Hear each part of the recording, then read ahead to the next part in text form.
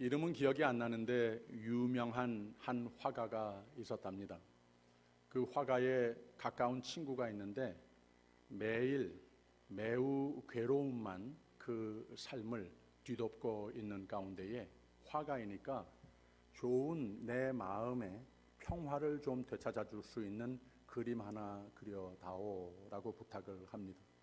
그래서 며칠을 걸쳐서 그 화가가 아름다운 그림을, 자기 딴에 평화를 그리는 그림을 잘 그려서 주었어요.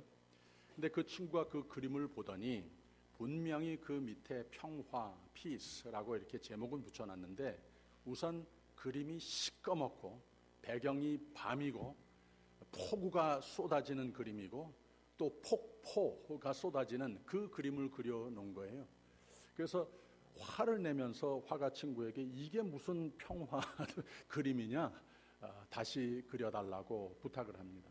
그러니까 그 화가 친구가 그 그림 좀 자세히 들여다보아라 합니다. 그러니까 그 친구가 다시 한번 그 그림을 샅샅이 시커먼 비가 내리고 폭포가 쏟아지는 그림을 자세히 들여다보니까 그 그림의 한 중심에 폭포, 큰 절벽의 난간이 하나 나와 있는데 거기에 새 둥우리가 하나 그려져 있습니다. 그리고 어미 비둘기가 새끼 비둘기들을, 어미를 올려다보면서 입을 벌리고 있는 새끼 비둘기들을 이렇게 품고 있는 그림이 그려져 있는 거예요. 그 중간에, 그 주위는 다 시커먼데 중간에 그 그림을 그려놓고 제목을 피스, 평화라고 지어 놓았다고 하는 겁니다. 여러분은 삶 가운데에 충분한 안식이 있으십니까? 아니면 종종 좀 안식이 부족하다, 좀 쉬고 싶다 느끼십니까? 여러분이 안식처를 찾는 곳은, 그 찾는 액티비티는 무엇입니까? 식사 시간입니까? 친한 친구와 만나는 시간입니까? 돈을 많이 모았을 때, 그래서 내가 하고 싶은 일을 많이 할 수 있을 때가 안식입니까? 많은 사람이 내 곁에 있어주고 나를 알아주는 이가 많이 있을 때 편하다 하십니까? 힘과 건강입니까? 자녀 자랑거리가 많아질 때 그렇습니까? 모든 사람은 나름대로 행복의 치수를 정해놓고는 그걸 위해서, 행복의 추구를 위해서 많은 세월을, 온갖 노력을 가해 달려갑니다. 이게 인생입니다. 나름대로 내가 원하는 것을 이루면 만족하고 내가 엔조이하고 남에게 그걸 보여주고 싶고, 근데 때로는 내가 이것 한 가지만 이루면, 이 한 가지만 더 가지면 더 이상 원이 없겠다, 이런 생각이 됐다가 시간이 지나면 나도 남도 실증을 내고 별로 나에게 행복이 이제는 되지 못하게도 됩니다. 그래서 또 다른 것을 구상해 보기도 하고 무엇이 나에게 참 안식처가 될 수 있을까 또 찾아 헤매기도 하고 남이 행복이라고 하는 것을 해보기도 하고 그럽니다. 근데 우리가 살아온 인생을 뒤돌아보면 이 lasting happiness라고 하는 것, 변함이 없는 만족 찾아보기가 힘든 것이다 라고 우리는 만족의 인생보다는 그것은 잠시인 것이지 결국 불만의 나날들이 더 많았던 것을 다 공통적으로 알고 있습니다. 행복을 자랑할 때보단 나는 불행하다라고 여겨질 때가 좀 더 많지 않았던가요? 참 안식처에 안주할 때보다 무엇이 나의 진정한 안식처가 되줄 수 있는가, 이런 생각을 하루하루 더 하지 않았는가요? 성 어거스틴은 참된 안식처를 찾기 위해서 긴 세월을 이리저리 방황했다고 합니다. 학문이, 공부를 좋아하니까 학문이 나에게 안식을 줄까, 아니면 시대를 풍미하고 있는 저 수사학 또는 논리학, 이런 것들이 나에게 안식을 줄까, 육체를 위한 온갖 쾌락이 안식을 줄까, 결혼이 안식을 줄까? 근데 오거스틴은 세상에서 찾아볼 수 있는 그 무엇에도 참된 안식처는 발견하지 못했습니다. 하물며 철학과 다른 종교도 찾아가 봤습니다. 점성술이라고 에스트롤로지도 연구했고, 마니교라고 동시대에 생긴 페르시아의 영지주의 종교 중 하나인데 거기에도 빠져보았습니다. 거기서 이 안식을 찾지 못했습니다. 참되고 영원한 안식, 초월하는 안식이 있는가 계속 찾아 헤맵니다. 제문에 있는가? 입신양명이라고 출세해서 이름을 세상에 떨쳐보면 되는 것인가? 아니면 무병장수가 진정한 안식처가 되는 것인가? 자신의 주위를 앞만 둘러보아도 이 모든 것도 영구적인 초월하는 안식과 행복은 가져오지 못하는 것을 보고 깨달았습니다. 다 결국은 허무하고 헛된 것이구나. 그러면서 깨달은 바가 두 가지였었다고 합니다. 내가 이 세상에서 참 안식, 이 세상에서 참 행복의 근원을 찾는 것 그 자체가 잘못됐구나. 세상에서 참 안식을 찾는 것은 그 일 자체가 허무한 것이고, 안식보다는 더욱 진정한 안식과는 점점 멀어진다고 하는 것을 깨닫게 됐습니다. 그러면서 무릎을 꿇고 세상과 자신의 무력무능함을 회개하며 진정한 안식을 찾게 해달라고 기도를 합니다. 세상에서는 눈을 들어 하나님께 아뢰는 간절한 기도를 드립니다. 그때 하나님이 그 마음에 하나님의 음성을 들려주시는데, 수고하고 무거운 짐진 자들아 다 내게로 오라. 내가 너희를 쉬게 하리라. 평안을 너희에게 끼치노니 곧 나의 평안을 너희에게 주노라. 내가 너희에게 주는 것은 세상이 주는 것 같지 아니하니라. 지금까지 헤매며 찾았던 바로 그 눈을 예수 그리스도께 다시 한번 포커스하라고 하는 초대를 하신다는 거예요. 예수께서 이르시되 내가 곧 길이요 진리요 생명이니 나로 말미암지 않고는 아버지께로 올 자가 없느니라. 내게 다시 한번 찾아와 이 참 안식을 발견해라 초대하시는 거예요. 그리고 결론적으로 예수와 교제를 이루는 데에 그것을 찾는 삶에서 진정한 안식과 행복을 누리리라는 초대의 음성을 들었는데, 예수께서 유월절 예식을 베푸시는 중에 떡을 가져 살해하시고 하신 말씀입니다. 이 떡은 너희를 위하여 주노니 내 몸이라. 너희가 이를 행하여 나를 기념하라. 잔을 부어주시며 이 잔은 내 피로 세운 새 언약이니 곧 너희를 위하여 세우는 새 언약이라고, 예수와의 교제가 진정한 생명이고 세상에서 찾아볼 수 없는 평화이고, 내가 그렇게 찾아 헤매던 그러나 세상에서는 찾아볼 수 없었던 참 안식이 바로 이것이다. 진정한 안식은 나와의 교제, 나와의 그 홀리 커뮤니언을 이루는 삶에서 비로소 가능하다고 하는 진리를 깨닫게 됐다고 하는 얘기입니다. 지난번 다윗이 전 이스라엘의 왕 위에 오를 때 뭐라고 그랬죠? 세상에 더 바랄 것, 부러워할 것이 없이 한 인생이 한 평생 살면서 올라갈 수 있을 대로 다 올라간 사람이 다윗이었었다고 그랬습니다. 그때는 다윗의 마음속에 이제는 됐다. 참 행복을, 참 안식을 비로소 내가 이뤘구나. Who can touch me? 이러한 자신감이 있었습니다. 근데 오늘 말씀은 어떤 때인가 하면은 다윗의 생애에 가장 밑바닥까지 내려갈 때까지 다 내려간 상태를 그리고 있는 내용입니다.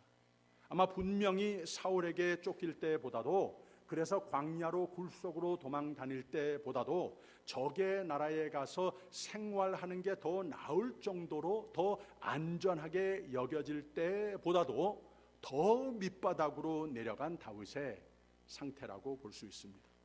수요 예배 때 함께 공부하시는 분들은 아시다시피 현재는 자기 아들 압살롬의 반역으로 인해서 슬프고, 그렇게 어리석고 하나님 두려워할 줄 모르는 아들이 불쌍하기도 하고, 자신이 믿었던 장관 중에도 압살롬과 한 편이 돼서 배반을 하고, 그 가운데에도 아들이 다칠까 봐서 충이건 배반자이건 하나님의 백성들이 나라가 상할까 봐서 예루살렘으로 쳐들어오고 있는 아들의 군사들을 피해서 자신의 성과 하나님의 언약궤를 떠나서 광야로 피해야 했던 자신의 모습은 처량하기도 하고, 앞이 안 보이는 인생의 가장 큰 절망에 빠져 있는 상태였었다고 하는 말입니다. 이 절망 속에 빠진 다윗의 마음을 잘 그린 구절들이 오늘 말씀 전장 15장에 2번 나왔습니다. 제가 읽어드릴게요. 온 땅 사람이 대성통곡하며 모든 인민이 앞서 건너가며 왕도 다윗도 기드론 시내를 건너가니 건너간 모든 백성이 광야의 길로 향하니라. 절망 그대로를 가리키는 표현이었습니다. 그 다음에는 또 다윗이 감람산 길로 올라갈 때에 머리를 가리우고 맨발로 울며 행하고 저와 함께 가는 백성들도 각각 그 머리를 가리우고 울며 올라가니라. 이게 무슨 표현인가 하면 히브리 문화에 머리를 가리운다 하는 것은 아무 희망이 이제는 내 삶에 다 없어진 하나의 절규의 표현이라 말할 수 있습니다. 또 맨발로 갔다고 하는 뜻은 갈 바를 전혀 모르게 된 미래에 대한 아무 대책이 없다고 하는 것, 그냥 도망가는 그런 모습을 그리고 있습니다. 그러니 울며 갔다, 우리는 끝장에 도달했다 하는 뜻입니다. 그리고 이미 제사장들이 언약궤를 메고 따라 나서는 것을 예루살렘으로 돌려보내면서 다윗이 한 말이, 만일 내가 여호와 앞에서 은혜를 얻으면 도로 나를 인도하사 내게 그 궤와 그 계신 데를 보이시리라. 그러나 저가 말씀하시기를 내가 너를 기뻐하지 아니한다 하시면 종이 여기 있사오니 선히 여기시는 대로 내게 행하시옵소서 하리라. 놀라운 말을 한 겁니다. 이게 무슨 뜻인가 하면, 예전에는 자기가 가는 데마다 언약궤를 모시고 안치시켰습니다. 자기 삶은 하나님 앞에 자신 있다고 하는 말을 하는 겁니다. 근데 지금은 자신의 죄에 대한 심판임을 의식도 하지만 어쩌면 하나님이 나를 왕의 자리로 회복하시지 않으실지도 모른다, 이런 가능성도 고백을 하고 있는 겁니다. 그러니 다윗은 세 가지 겹으로 절망을 경험하고 있는 겁니다. 아들에게는 반역을 당하고, 믿었던 신하들의 배반을 보았어야 했고, 어쩌면 하나님이 나를 죽이시는지도 모르겠다. 이렇게 믿고 의지할 자가, 의지할 때가 안식을 찾을 곳이 다 없어진 상태를 그리고 있습니다. 바로 이 시점에서 한 가지 다윗의 신앙에 대해서 짬짬이 보고가 되는 것이 무엇인가 하면, 절대적으로 하나님을 배반하지 않는 것을 볼 수가 있습니다. 하나님께서 내게 원하는 것을 베풀어 주실 때도 있고, 나를 왕위에 앉혀 놓으실 때도 있고, 내가 원하지 않는 것을 행사하실 때도 있고, 나를 밑바닥까지 끌어내릴 때도 있으신데, 내가 한 가지 분명한 것은 내 하나님 나는 믿고 의지한다. 왜? 내가 잘 모르는 것을 다 알고 보시고 나를 가장 선한 인자의 길로 인도해 주시는 하나님이시기 때문에. 지금까지 그렇게 살아왔거든요. 그래서 이 가장 밑바닥에서도 내 하나님 나 안 버린다. 내 하나님 나 믿는다. 이 고백을 하고 있는 겁니다. 지금까지 하나님의 크신 은혜, 나는 약해도 나는 죄가 많아도 하나님의 은혜, 오직 은혜로 내가 살아온 것이 아니냐. 이 어려운 가운데에도 머리에 뭘 뒤집어 쓰고 맨발로 울며 행진하는 가운데 저쪽에서는 또 시므이라고 하는 사울의 집안 사람이 꼴보기 좋다 하면서 핍박을 하고 조롱을 하고 그러고 있습니다. 그래서 이 신하가 저 감히 왕에게 저 사람이 저럴 수 있느냐, 내가 건너가서 좀 죽이겠습니다 하는데 다윗이 내버려 둬라. He has no power. 저 사람이 저러건 안 그러건 내 삶에 내 마음에 주님 주실 평화는 아무 상관이 없는 것이다. 나는 하나님께 향한 내 신실함 전혀 변함이 없다. 왜?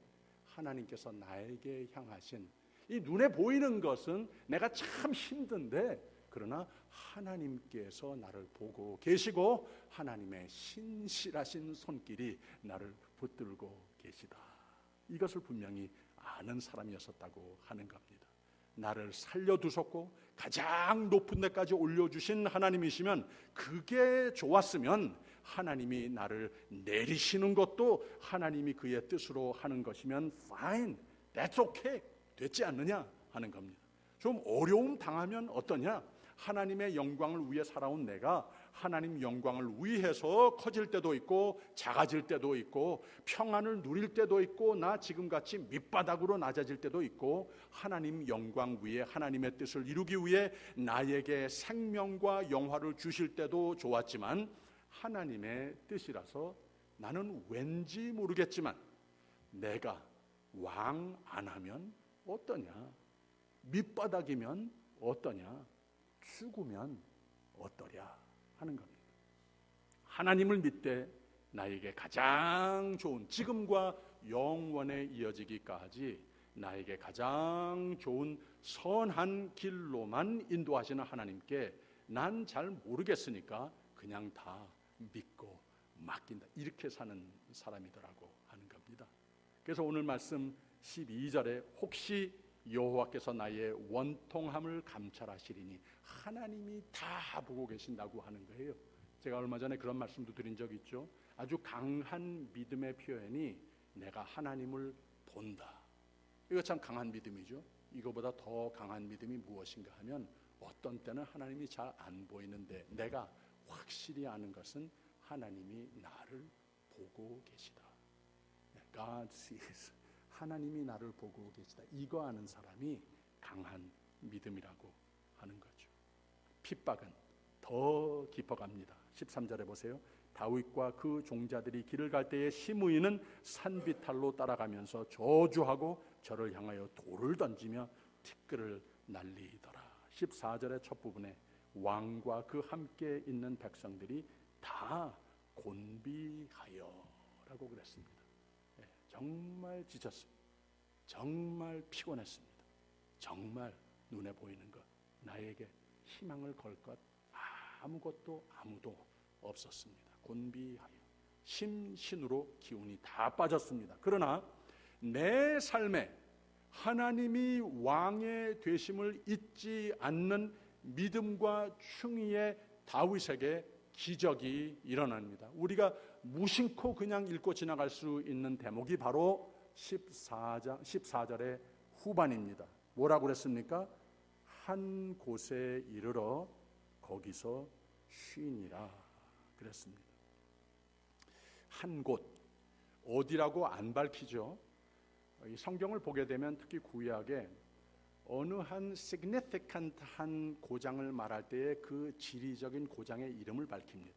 근데 여기는 고장의 지리적인 이름이 없습니다. 이 한 곳이라고 하는 표현은 그래서 지금까지 다윗이 보여준 믿음의 상태를 말하고 있는 겁니다. 다 끝이라고 생각이 되고 보이더라도 I don't know, 잘 모르겠지만 나의 생애는 하나님의 손에 붙들려 있다란 신앙 고백을 가리키는 한 곳, 다윗이 알고 있는 내 바로 옆에 있는 사람도 보지 못할지 모르지만 내가 분명히 알고 있는 나에게는 참 안식처가 있다라고 하는 겁니다. 이해가 되십니까? 내가 보고 아는 바는 나 있는 장소는 집을 떠난 광야이지만 그 장소는 문제와 핍박과 악으로 들끓지만 내 마음과 내 신앙 고백은 내가 어떤 연약한 절망 가운데 있더라도 내게는 한 곳이 있다. 내가 참 안식처를 이룰 한 곳이 있다는 말이에요. 그것이 곧 하나님 앞에 신실한 사람에게 하나님이 신실하게 베푸시는 구원의 손길, 안식의 초대, 마음의 평화, 참 안식처가 있다고 하는 말입니다. 아직도 완전히는 이해가 안 되십니까?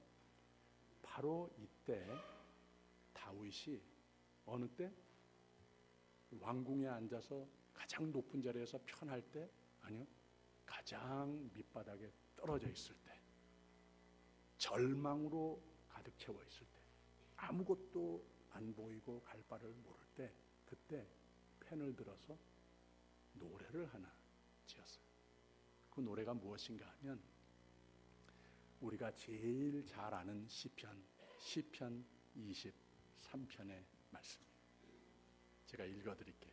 시편 23편. 여호와는 나의 목자시니 내가 부족함이 없으리로다. 그가 나를 푸른 초장에 누이시며 쉴만한 물가로 인도하시는도다. 내 영혼을 소생시키시고 자기 이름을 위하여 의의 길로 인도하시는도다. 내가 사망의 음침한 골짜기로 다닐지라도 다 밑바닥까지 떨어졌는데 내 처한 환경은 참 열악하고 무슨 일이 나에게 덮칠지 모르겠는데 해를 두려워하지 않을 것은 주께서 나와 함께 하심이라. 주의 지팡이와 막대기가 나를 안위하시나이다. 주께서 내 원수의 목전에서 내게 상을 베푸시고 기름으로 내 머리에 바르셨으니 내 잔이 넘치나이다. 그곳, 그 한 곳, 나의 참 안식처를 말하는 겁니다.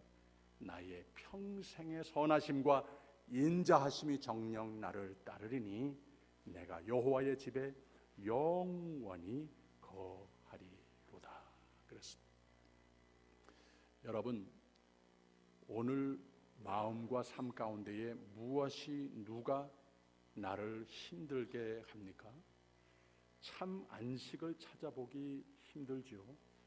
이것저것 다 트라이해 보아도 결국 세상에는 믿을 것, 믿을 사람 찾아보기 힘들지요.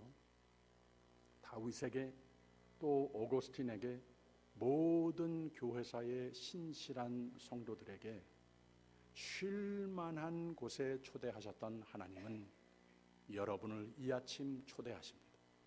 세상의 행복의 조건들을 말씀하시지는 않으십니다. 그러나 세상에서 찾아볼 수 없는 진정한 안식과 평화, 사람은 변하고 삶은 변하고 몸은 늙어가고 의사들이 약이 해결해 주지 못할 연약함이 내 몸을 사로잡아도 하나님은 지금까지 또 이후로도 또 영원에 이르도록 나를 하나님의 것으로 나를 그의 손에 쥐신 하나님은 내가 오늘 어떤 형편에 처해 있든지 하나님께 모든 것을 맡기고 참 안식이 있는 그곳, 참 쉼이 있는 그곳, 하나님과의 거룩한 홀리 커뮤니언을 오늘 그리고 또 영원히 그 영락을 누리라고 초대하시는 겁니다.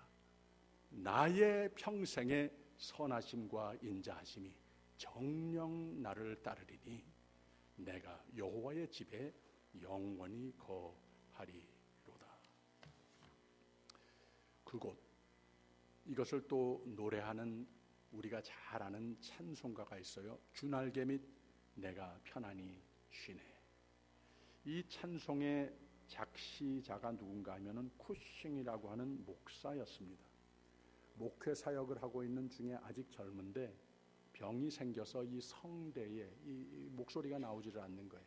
이 목회자로서 프리처로서 끝장 아니겠습니까? 그래서 절망 가운데에 있는데 하나님께서 기도하시게 하는 가운데 그 마음속에 하나의 지혜를 주셨어요.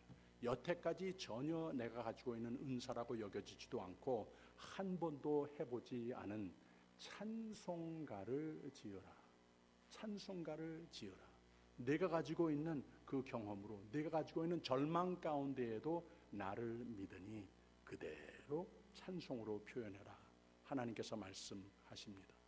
그래서 이 찬송가를 지었다는 거예요. 주날개 및 내가 편안히 쉬네.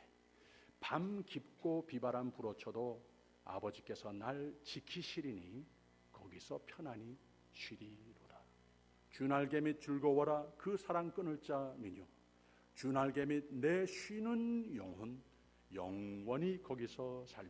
주날개 및 나의 피난처 되니 거기서 쉬기를 원하노라. 세상이 나를 못 위로해 주나 거기서 평화를 누리리라. 주날개 및 참된 기쁨이 있네. 고달픈 세상길 가는 동안 나 거기 숨어 돌보심을 받고 영원한 안식을 얻으리라. 주날개 및 즐거워라. 그 사랑 끊을 자 미뇨. 주날개 및 내 쉬는 영혼 영원히 거기서 살리. 우리의 쉴 곳, 나의 참 안식처, 하나님의 선하심과 인자하심을 늘 확신하는 여러분의 평생이 되시기를 바랍니다. 그리고 그 곳은, 참 안식은 예수 그리스도 나의 구세주, 나의 참 좋은 친구께서 먼저 가셔서 예비하신 나의 영원한 집, 영락의 집에 서극의 삶이 되는 것이기에 예배와 말씀과 기도와 성례 속에 찾는 하나님과의 거룩한 교제의 삶을 내 삶의 중심 삼는 이 또 한 주의 복된 삶이 되시기를 주님의 이름으로 축원드립니다. 기도하겠습니다.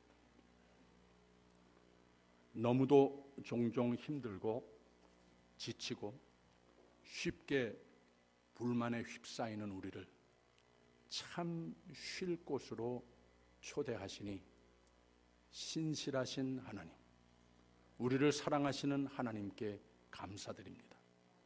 참 쉴 곳, 참 안식처, 주날개 밑을 더욱 사모하는 한 주가 되게 하여 주시옵소서. 예수님 이름으로 기도합니다.